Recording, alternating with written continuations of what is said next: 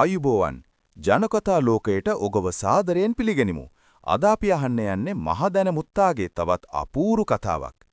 එක්තරා දවසක මහදැන මුත්තා Tamanගේ ගෝලියෝ 5 දෙනාත් එක්ක වෙනත් ගමකට යන්න පිටත් වුණා. යන අතර මගදී ඔවුන්ට ලොකු ගඟක් හමු වුණා. ගඟේ වතුර සද්ද කරගෙන ගලාගෙන යනවා දැකපු මහදැන මුත්තා එකපාරටම නතර වුණා. පොඩ්ඩක් හිටපල්ලා. මුත්තා කෑ ගැහුවා. ගඟවල් හරිම භයානකයි. සමහර වෙලාවට ගඟ නිදි. එතකොට අපිට බයක් නැතුව යන්න පුරුවන්. හැබැයි සමහර වෙලාවට ගඟ ඇහැරිලා ඉන්නේ. එතකොට ගඟ අපිට දෂ්ට කරනවා. ගෝලියෝ ටික බය වෙලා එකිනෙකාගේ මූණ බලගත්තා. මහදැන මුත්තා ඉන්දිකටු පැංචාට අණකලා ගිනිපෙනෙල්ලක් අරගෙන ගිහින් ගඟ නිදිද කියලා බලන්න කියලා. ඉන්දිකටු පැංචා වෙවුලන දෑතිම් රතු වෙච්ච ගිනිපෙනෙල්ල වතුරට ඉබුවා. චිරිස් ගාලා සද්දයක් එක්ක දුමාරයක් ආවා.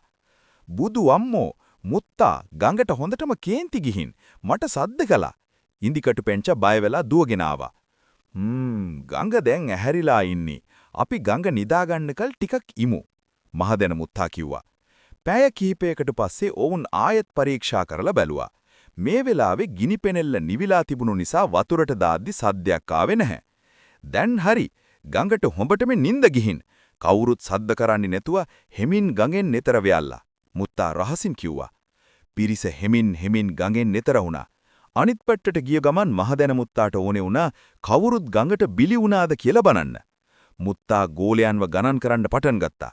1යි 2යි 3යි 4යි 5යි 7 දෙයියනේ 6 වෙනියා කෝ ගඟ නිදි කියලා හිතුවට ගඟ අපේ එකෙක්ව කාලා.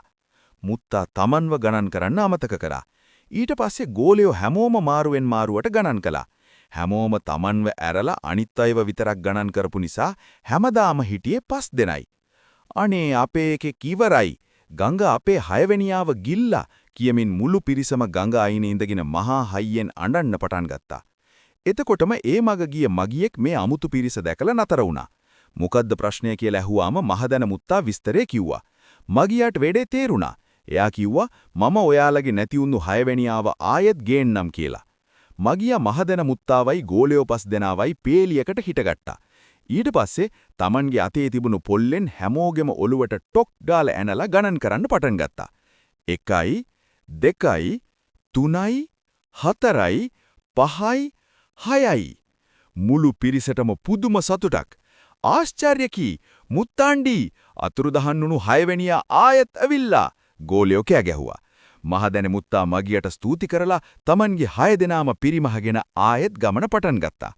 මෙවැනිම තවත් ලස්සන කතාවකින් අපි නැවත හමුවෙමු. මෙවැනි ලස්සන ජනකතා තවත් බලන්න අපේ ජනකතා ලෝකයේ channel එක subscribe කරලා අපිත් එක්ක එකතු වෙන්න.